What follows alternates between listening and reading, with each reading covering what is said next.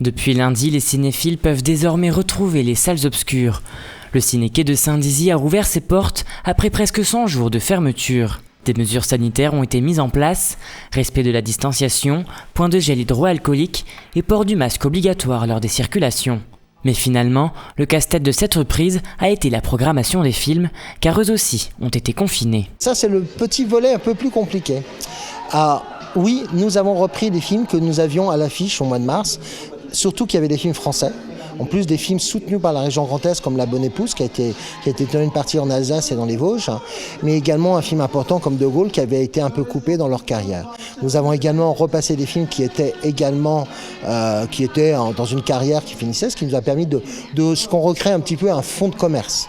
Pour l'heure, le public s'est montré timide, la grande salle de l'établissement reste vide, mais il faut le dire, les conditions ne sont pas réunies pour faire revenir les visiteurs. On réouvre avec une programmation un peu pas obligatoirement hyper dynamique.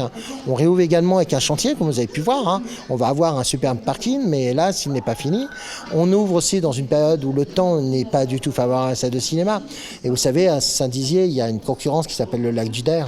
À l'approche des premières heures des vacances d'été, le directeur a déjà quelques idées pour la programmation estivale afin de convaincre le public de retrouver le grand écran. On va sûrement tenter des grands films cultes à repasser dans nos salles de cinéma parce qu'on pense qu'il y a cette envie-là qui peut aller d'un Shining de Stanley Kubrick à Pocket Snow de Francis Ford Coppola ou La La Land qui est pour moi une des comédies musicales les plus intéressantes. C'est donc une très bonne nouvelle qui attend les amoureux du 7e art.